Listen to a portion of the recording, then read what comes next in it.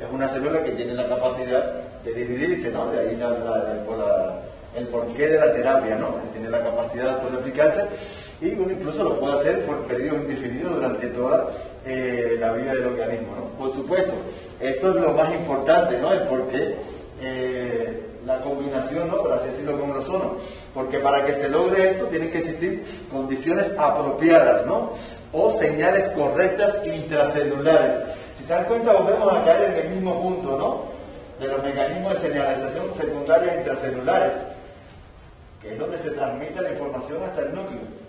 Entonces, de ahí la importancia que el medio celular sea el adecuado para que entonces estas terapias, estas células puedan diferenciarse hacia los diferentes linajes celulares en los cuales ellos se van a diferenciar.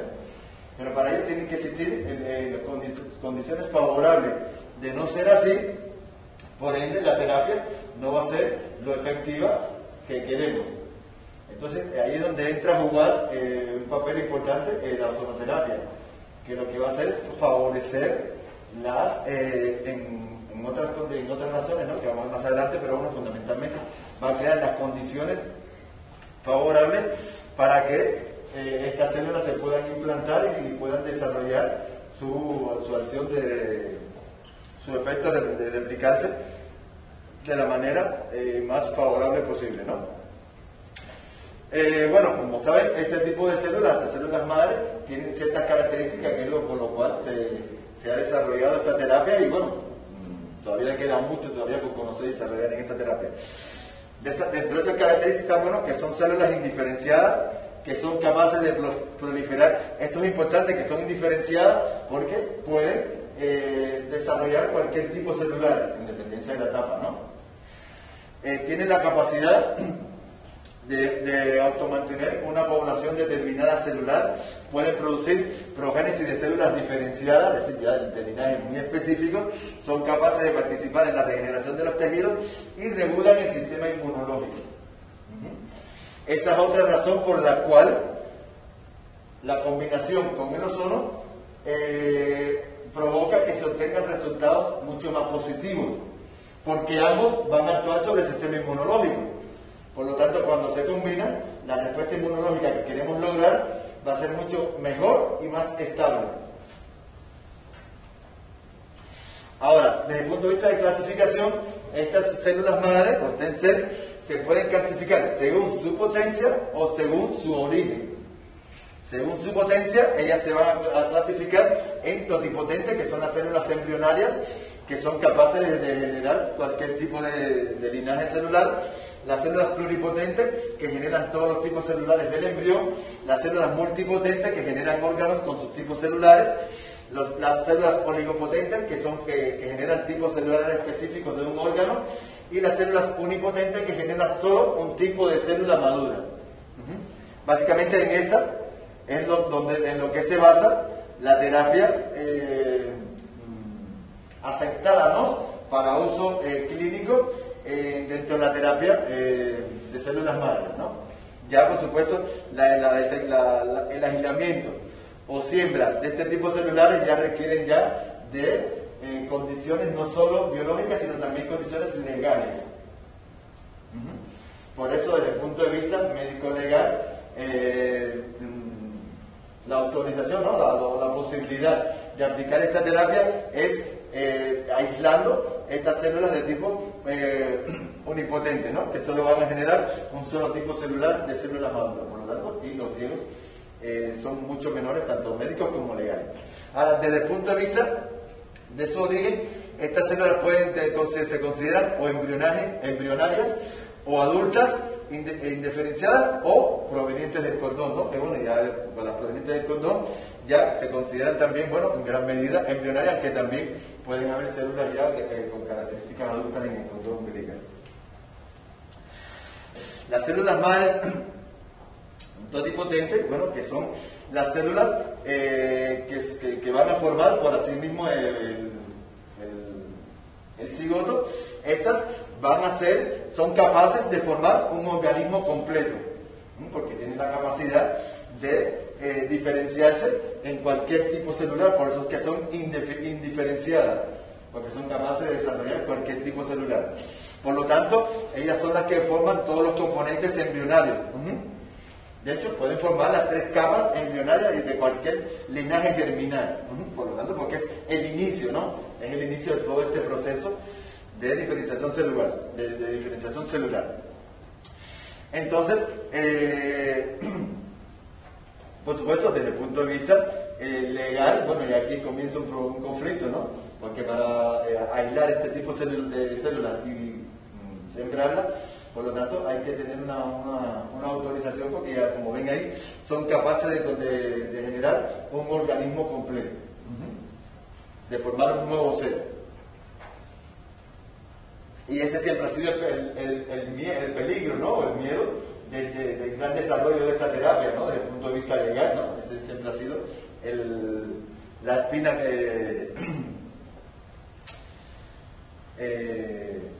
que siempre ha tenido clavada, ¿no? Este tipo de terapia. Y bueno, como les comentaba, esta célula es totipotente. Bueno, por supuesto, la célula, como les comentaba, por excelencia es el cigoto, ¿no? El cigoto es la representación, ¿no? Objetiva de este tipo celular, ¿no? Y que, bueno, que se obtiene cuando se está formando el óvulo durante el proceso de fecundación con el espermatozoide. Ahora, las células madres pluripotentes, estas no son capaces de formar, son menos diferentes, son indiferenciadas, pero menos indiferenciadas, ¿no? Son capaces, no son capaces de formar un organismo completo, pero sí pueden formar cualquier tipo celular, correspondiente a cada uno de los diferentes linajes embrionarios, ya sea ectodérmico, endodérmico o mesodérmico, ¿no? Y por lo tanto, bueno, generalmente estas se encuentran fundamentalmente en la etapa embrionaria, ¿no? Tanto uno como el otro, el tipo celulares lo vamos a encontrar fundamentalmente en la etapa embrionaria.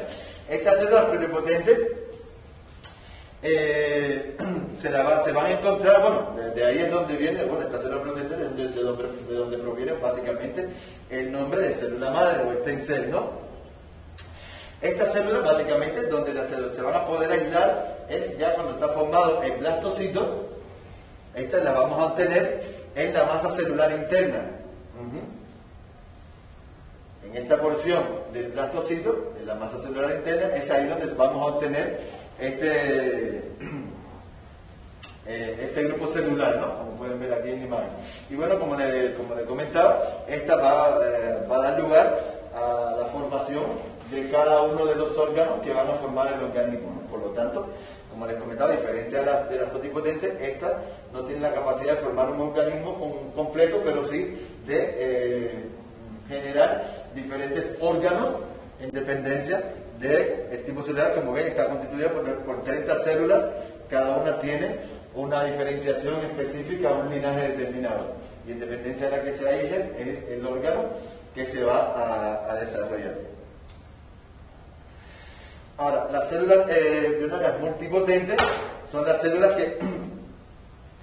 que ya se derivan ya de los esbozos gonadales, es decir, cuando ya está definido desde el punto de vista genético el sexo, ¿no? que se va a desarrollar. Ya por lo tanto van siendo menos diferenciadas. Un poco más diferenciadas, mejor dicho.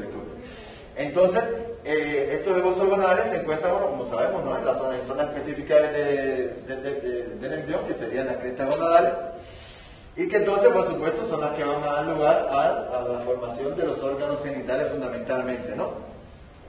Y tienen una capacidad, como les comentaba, de diferenciación muy similar a la de las células embrionarias, pero esto, bueno, lo que lo hace más difícil en este caso es su aislamiento, ¿no?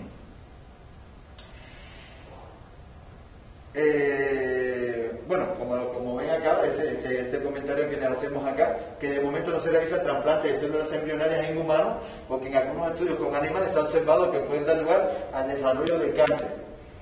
Esto es una limitante entonces que se ha visto para realizar los trasplantes de células embrionarias, por este peligro que se ha visto, ¿no?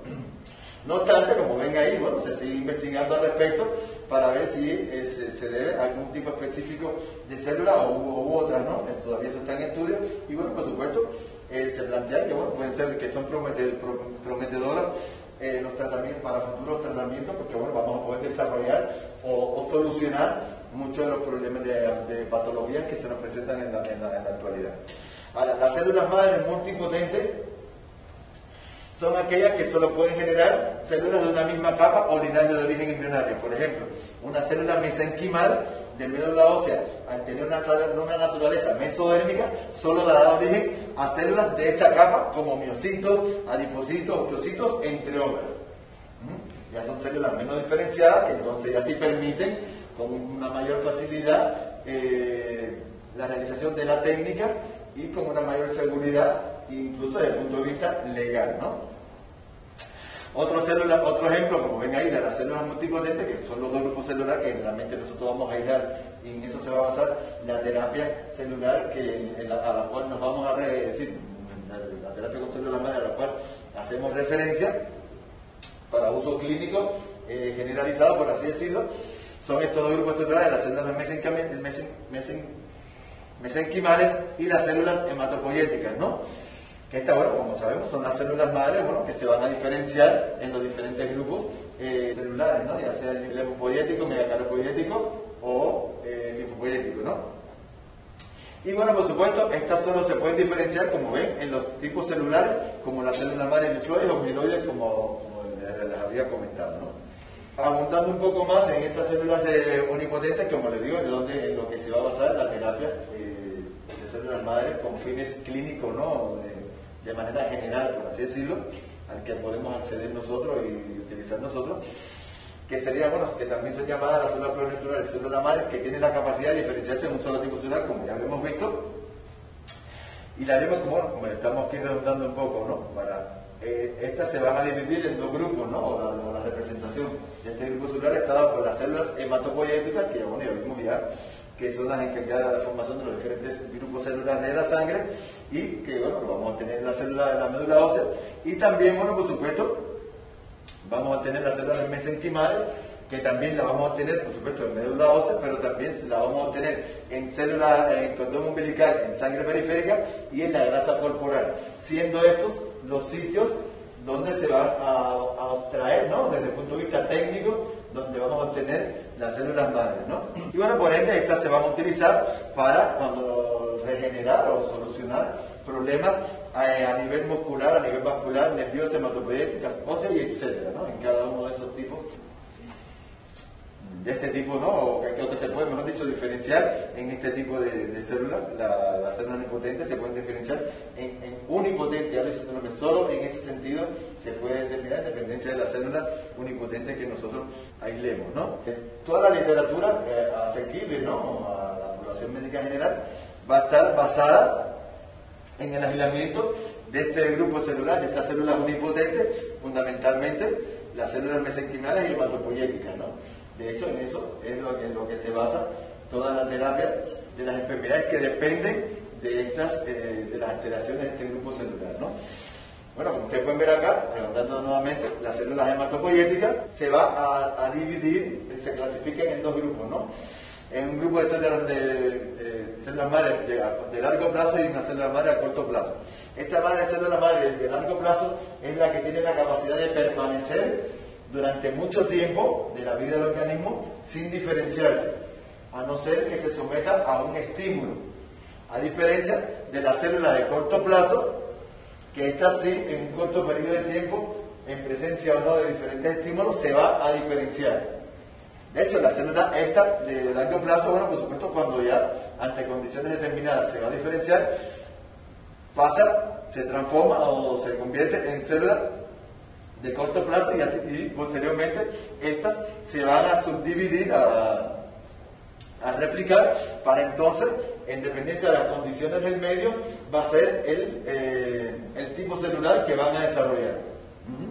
Y bueno, por supuesto, se pueden desarrollar en los progenitores de las células de la serie megatopoyética, megakaryopoyética y eritrocitaria y hematopoyética, o se pueden diferenciar en el grupo que va a formar las células de la serie linfopoyética. Y bueno, por supuesto, ahí se van a formar en dependencia de del medio, ¿no? En el cual ellas se mueven y se van a diferenciar, pueden dar lugar, bueno, a la formación de eritrocitos, de plaquetas, de macrófagos, o, si en este caso, de las células con funciones inmunológicas, como las células natoblaquinas, los linfocitos T, los linfocitos B. Y a diferencia, bueno, entonces las células mesenquimales, bueno, por supuesto, estas a partir de una célula madre de tipo mesenquimal, bueno, estas se pueden tomar dos vías. Una, a la célula multipotente, que esta, bueno, por supuesto, secundariamente se va a seguir subdividiendo, o puede transformarse en una célula precursora, en la que secundariamente se va a dividir en la célula precursora totipotente y en la célula precursora oligopotente. Estas, a su vez, cada una va a proliferar o a replicar un tipo celular diferente, ¿no? Esta, bueno, el precursor totipotente se puede subdividir y, bueno, generar, bueno, los osteocitos, los adipocitos, los condrocitos, a diferencia de la precursora oligopotente, que se va a replicar o va a dar origen a la formación de miocitos y de la célula tendinosa, ¿no? En estos dos grupos, o estos subtipos, por así decirlo, de células madres unipotentes, es en que se va a basar la terapia de células madres que, desde el punto de vista clínico, nosotros podemos desarrollar y llevar a cabo, ¿no? Bueno, esto es de la manera representativa, ¿no? Mayor, pero bueno, de cómo se puede, o las entidades, por así decirlo, que nosotros generalmente vamos a tratar o vamos a enfocar el tratamiento con células madres, que nosotros tenemos acceso, ¿no? Bueno, por supuesto, a nosotros movilizar este tipo de células madres, que vamos a lograr, bueno, reducción de la inflamación, ya vimos que tiene un efecto inmunológico importante, inmunomodulador importante.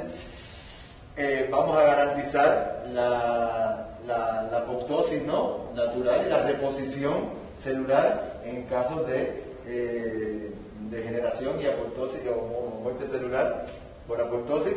Bueno, por supuesto, vamos a garantizar la reposición de tejido muscular perdido, de tejido óseo perdido, de tejido graso perdido, de tejido cartilaginoso perdido.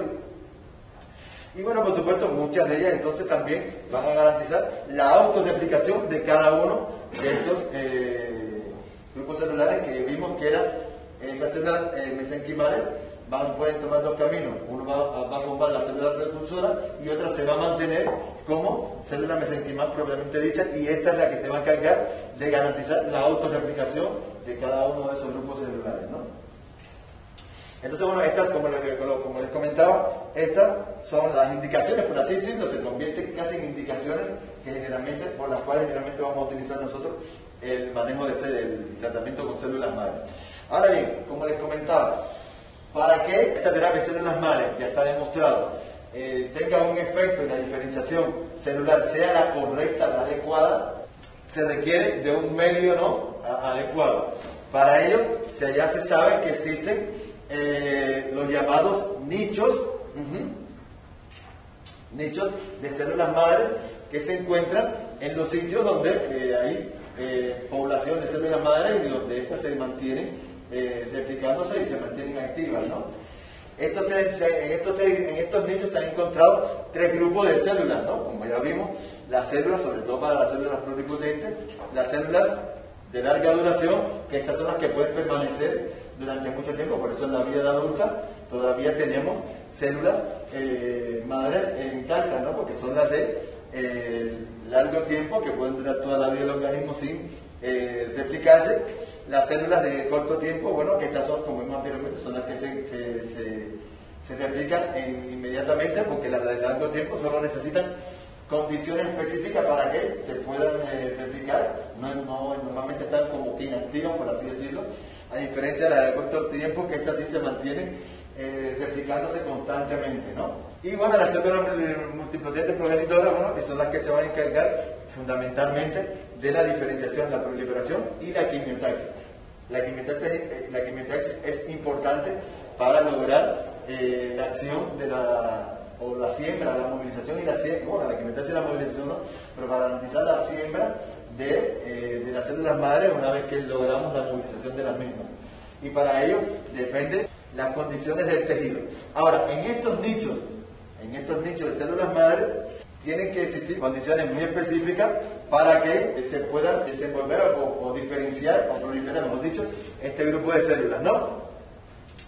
Dentro de ellos, bueno, por supuesto, tiene que existir una temperatura y un pH adecuado. Tiene que existir un aporte de nutrientes, dentro de ellos oxígeno y glucosa adecuado para que se pueda lograr la replicación de esas células o la movilización de las mismas. Al mismo tiempo, bueno, tiene que haber condiciones desde el punto de vista endocrino para que por acción de diferentes hormonas, el efecto de diferentes hormonas, estas puedan replicarse, ¿no? Al mismo tiempo los componentes célicos, ¿no? Así que hablamos de los nutrientes, ya sea, hablamos de glucosa, oxígeno, pero también otros componentes, ya sea proteicos o no proteicos, incluso minerales necesarios para garantizar el medio y la nutrición, el intercambio entre estas células, ¿no? Porque de esto también va a depender la interacción o la atracción de este tipo celular, ¿no? Al mismo tiempo, bueno, por supuesto, como les comentaba, la parte endocrina juega un papel fundamental, ¿no? Porque estas células se movilizan por señales celulares, ¿no? Pues a través de señales celulares que van a estar dadas por los grupos de citoquinas que ellas producen y liberan. Que estas citoquinas, bueno, pueden tener acción paracrina, que ¿entiendes? Acción paracrina es que van a atraer las células del mismo linaje y próximas, ¿no? O acciones autocrinas que van a atraer células, de otro linaje y de sitios distantes. Es decir, que tiene que existir un intercambio de señales entre las células, en este caso las células madre dentro del nicho, para que se logre una adecuada replicación de las mismas. Ahora bien, por eso es la importancia de garantizar un medio adecuado, no solo para su replicación, sino también para su movilización y siembra. Y ahí es, como les comentaba de un inicio, donde entra a jugar un papel importante el ozono, que garantiza, desde el aporte de glucosa, de oxígeno, de garantizar un metabolismo o un balance de oxidación-reducción adecuado en la célula, para garantizar una temperatura y un pH adecuado, y que estas células entonces puedan ejercer una adecuada acción, ¿no? Entonces, bueno, estas células unipotentes, y bueno, sobre todo las de sentido hematopoyético, por así decirlo, ellas tienen la capacidad, se ha demostrado que tienen la capacidad de emigrar desde su nicho por el torrente sanguíneo hacia las zonas donde el organismo detecta ciertos defectos, ¿no? Por así decirlo. Pero esto se logra a partir de un factor quimiotáctico. Como les comentaba, estas células se movilizan a través de señales quimiotácticas. Se ha demostrado que el linfocito CD34 se considera hoy por hoy el factor quimiotáctico más importante para la movilización de este tipo celular. De hecho, se considera como el marcador, el que se utiliza como marcador biológico, por así decirlo, para determinar el número de células madres. Es difícil determinar o aislar el número de células madres que se puede estar movilizando, por ejemplo, de la médula ósea hacia el torrente sanguíneo o hacia el sitio de lesión. Entonces, lo que se utiliza como marcador para determinar el porcentaje de células madres que se movilizan van a ser los linfocitos CD34. No sé, alguien me hablaba, no sé si es alguno de los presentes o alguien que no se encuentra ahora, días atrás, de que había adquirido una centrífuga, de las que ya se comercializan en España, que son capaces de, por una velocidad y tiempo determinado, que están diseñadas para eso, se logra aislar, separar la célula CD34, y por ende donde están las células CD34 van a estar las células madres. No sé si recuerdan ninguna imagen que le acaba de poner el doctor Barriga, sobre todo en el coágulo de fibrina, en la imagen que él puso del coágulo de fibrina, donde en la parte más próxima del coágulo de la parte de plasma a la porción eritropoyética, por así decirlo, donde se encuentra la mayor parte de los eritrocitos, en esa parte intermedia se ha determinado por gammagrafía que es donde hay un gran cúmulo por marcador de células CD34. Por eso se considera que ahí es donde se encuentra el mayor número de células madres y de factores de crecimiento de ese coágulo de fibrina. No sé si recuerdan cuando el doctor hizo su presentación, que él dijo que cuando traemos el cuadro del coágulo de fibrina, en la última parte va a ir asociado un poco de sangre, y que si recuerdan, él les comentó que esa sangre no se debe eliminar, al contrario. Esa sangre que va unida tenemos que mantenerla porque ahí es donde se encuentra la mayor población de CD34 y por ende ahí es donde está una mayor concentración de células madre y de factores de crecimiento. No sé si recuerdan lo que vieron en la presentación del doctor, que hizo hincapié en ese sentido. Ese es el porqué, porque las células CD34 son el marcador específico e inmunológico para detectar la movilización de células madre, ¿no? Y como les comentaba, es la única manera de medir, por supuesto de manera indirecta, la cantidad de células madre que nosotros podemos o no estar movilizando en la sangre periférica. Ahora, eso, bueno, por supuesto, tiene un valor, ¿no? Como todo determinación de laboratorio, por así decirlo, ¿no? Se plantea que el valor aproximado para garantizar una adecuada movilización y terapia efectiva de células madre, este valor debe ser no menor a 0.04%. Sobre todo, bueno, cuando se determina ese valor, este valor garantiza que existe una cantidad suficiente en médula ósea para poder movilizar y para poder lograr una siembra futura, ¿no? Porque nosotros vamos a extraer de la médula ósea la sangre o las células madres para poder movilizar, incorporar al torrente sanguíneo, y de esa manera ellas van a viajar hacia la zona de quimiotaxis, a la zona donde se encuentra el conflicto. En eso se basa la terapia, que ustedes van a ver en la práctica, de células madres. Pero, claro, aquí es donde viene la segunda parte. Esto es un poquito costoso. No en todos los lugares hay acceso a la determinación de la determinación de las células CD34. Bueno, no es tan costosa, pero bueno, no sé, no en todos los lugares del mundo, pero he visto que muchos se hace muy complejo, ¿no? Lograr la determinación de estos valores, pero sería lo ideal, sobre todo cuando nosotros le vamos a proponer la terapia de células madres a una persona determinada, porque de eso va a depender la respuesta. Es decir, no va a ser la misma respuesta que va a obtener una terapia de células madres en una persona de 20 a 30 años a la que vamos a obtener en una persona de 70 a 80 años. Ya la respuesta no va a ser la misma porque la población de células madres activa es diferente en la edad geriátrica en relación a la edad adulta joven. Y no quiero mencionar la pediátrica o infantil porque no, ya sería, ahí sí está en su máxima expresión, ¿no? Entonces, eso es importante.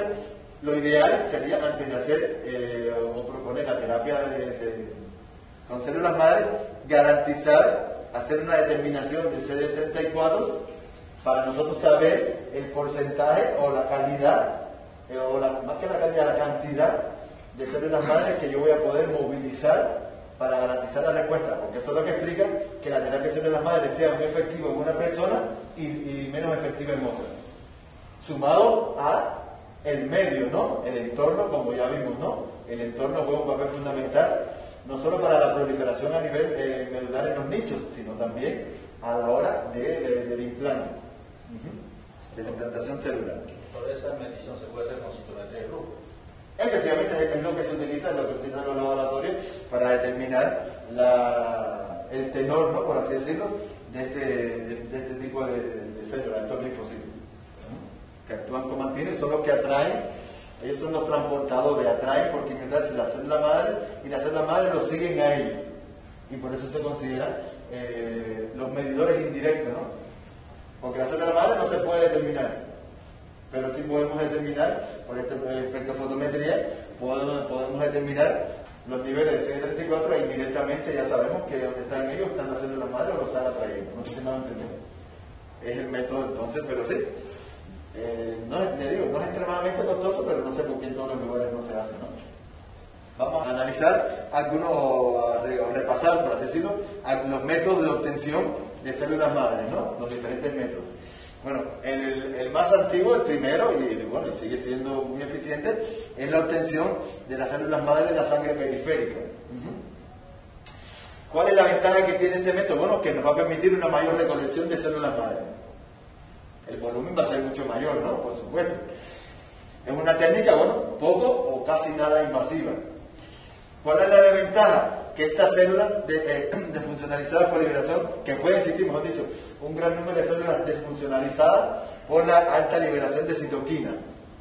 Porque como estamos pasando de un medio a otro, del medio in vivo al medio in vitro, por supuesto va a haber una respuesta y pues va a existir una liberación de citoquina que van a destruir, estas citoquinas van a destruir muchas de estas células madres y muchos de los factores de crecimiento que sirven como quimiotácticos para la atracción de estas células madres. Esa es una de las desventajas de este método. Claro, ya más recientemente se utilizan fármacos que son ricos en antígenos que van a atraer células madres y van a permitir una mayor movilización, como el filgastrin, no sé si aquí lo dominan mucho.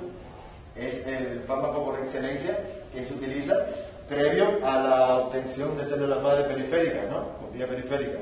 Se le aplica al paciente 1 o 2 semanas antes para garantizar, porque este es quimiotáctico, atrae las células madres de su nicho hacia el torrente sanguíneo y por ende garantizamos, de posterior a la administración del filgastrin, que hay una mayor población de células madres circulantes, por lo tanto, cuando hacemos la extracción, vamos a garantizar un mayor número, ¿no?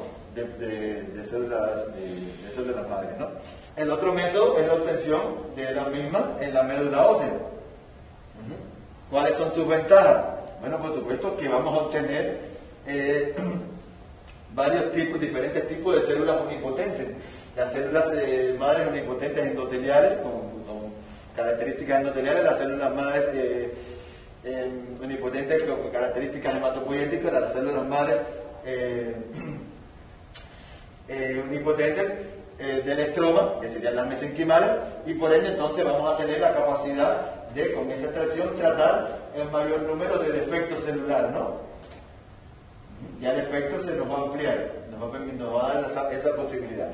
Y bueno, otra ventaja que tiene es que es muy accesible, tanto que lo podemos realizar en un consultorio, garantizando por supuesto todas las medidas de asepsia y realizando todos los pasos necesarios, como ustedes lo van a ver, se puede realizar con el menor riesgo posible. Y la única desventaja que tiene, bueno, el dolor que puede generar en el sitio de función, que ya ustedes van a ver, sobre todo cuando se realiza a nivel externar, la molestia es tolerable, no es ese dolor, ya lo van a ver, que no es nada extremadamente complejo. No así la toma de cresta ilíaca.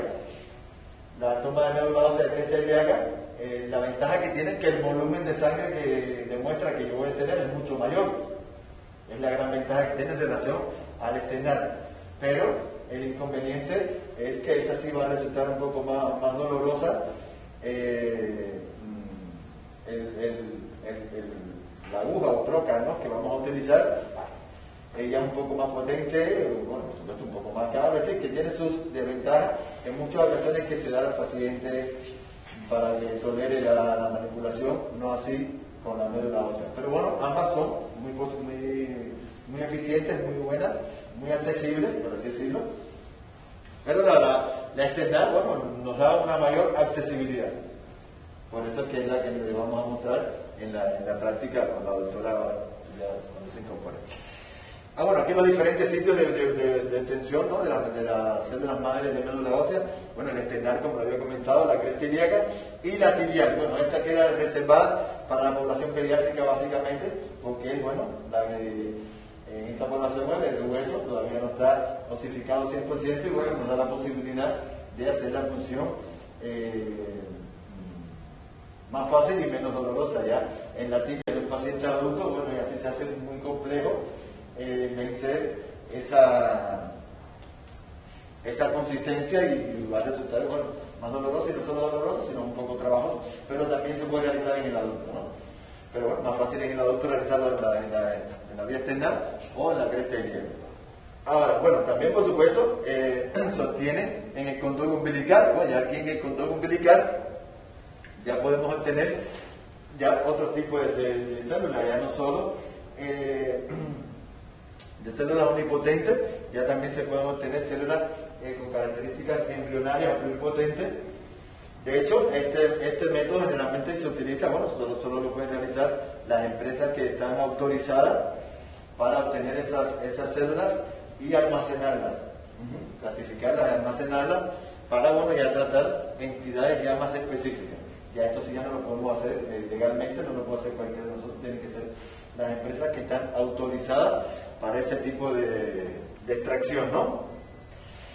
Bueno, la ventaja es que, bueno, ya se extrae muy fácil, ¿no? De ahí del condón es muy fácil, pero, y que, bueno, que tienen un potencial de diferenciación, como les comentaba, ya te va a servir para tratar o desarrollar incluso varios órganos por el tipo de célula que ya vamos a obtener, ¿no? ¿Cuál es la desventaja? Bueno, por supuesto que su almacenaje requiere características específicas, como puede ser, como tiene que ser en un medio, ¿no? Basado que su base sea en nitrógeno líquido, ¿no? Para lograr la nutrición y el adecuado pH de esta célula, que no se desnaturalice. Ahora, otra ventaja que tienen es que no son efectivas en pacientes mayores de 40 kilos. Tienen que ser en pacientes menores de 40 kilos.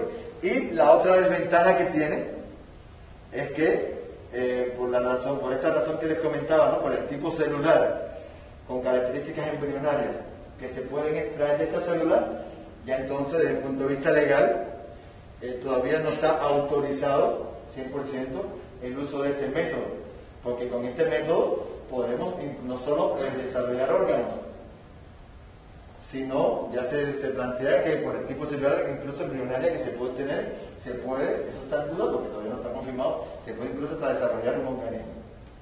Otro método de aplicación es el tejido de la obtención en el tejido graso, ¿no? Una de sus ventajas que tiene es que es de muy fácil, ¿no? Acceso, ¿no? Y no requiere de un gran internamiento.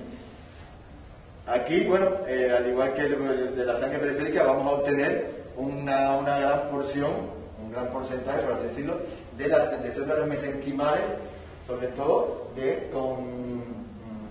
células mesenquimales del estroma. Es decir, que cuando nos interesa tratar alteraciones del estroma, ¿no? Músculos, tendones, e incluso tejido adiposo, propiamente dicho. Bueno, por supuesto, este es un método muy atractivo, ¿no? Porque hay un mayor número de células de este tipo, ¿no? Y bueno, como vemos ahí, bueno, por el tipo de células que vamos a obtener, va a ser óptimo para regenerar matriz extracelular, colágeno, lesiones del músculo y lesiones musculoesqueléticas, ¿no? Por lo que te comentaba. Ahora, ¿cuál es la desventaja? Que se necesita un gran volumen para lograr una cantidad determinada de células madres. Se requiere casi que hacer una lipectomía, ¿no? Para lograr el número celular deseado o eficiente. Como ven aquí, se necesitan como mínimo 300 mililitros de grasa. Casi que hay que hacer una liposucción, ¿no? O una lipectomía para lograr el número deseado de células. Y al mismo tiempo, bueno, ya sí ya lo debemos realizar, bueno, ya en condiciones ya mucho más específicas, como en un quirófano, ¿no? Ya sí no lo podemos hacer en un consultorio, así con solo un poco anestésico local, ¿no?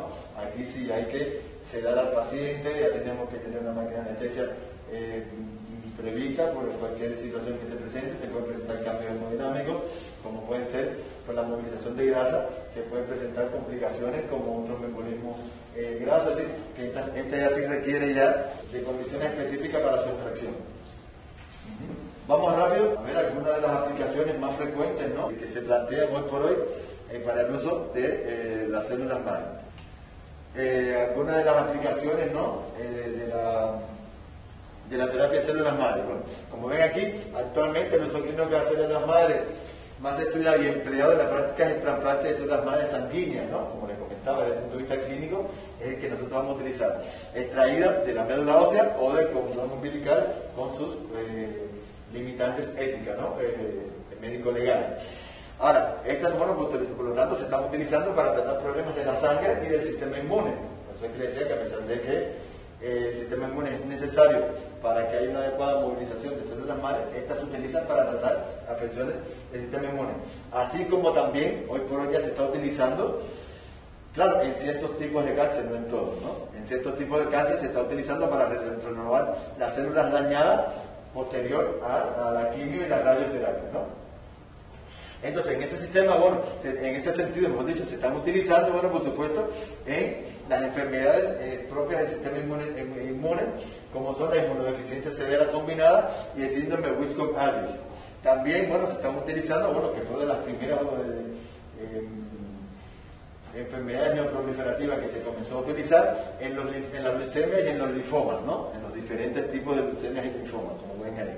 También, por supuesto, en enfermedades relacionadas con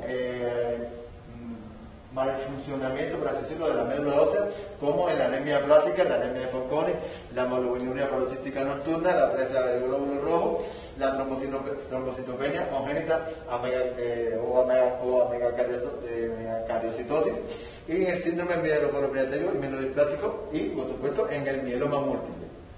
Está jugando hoy por hoy un papel importante en el control del mieloma múltiple. También, bueno, por supuesto, en otras enfermedades hematopoyéticas como la beta-talasemia mayor y la ciclemia, ¿no?, que la doctora el otro día me hablaba de la ciclemia en relación a los ozonos, si era útil. Bueno, ya no solo cuando combinamos la terapia de ozono y de células madre en este tipo de pacientes, el paciente con ciclemia, por supuesto, entonces el resultado va a ser casi que espectacular, por las condiciones que ya sabemos que va a crear el ozono y las modificaciones que va a provocar el ozono dentro de ese tipo celular.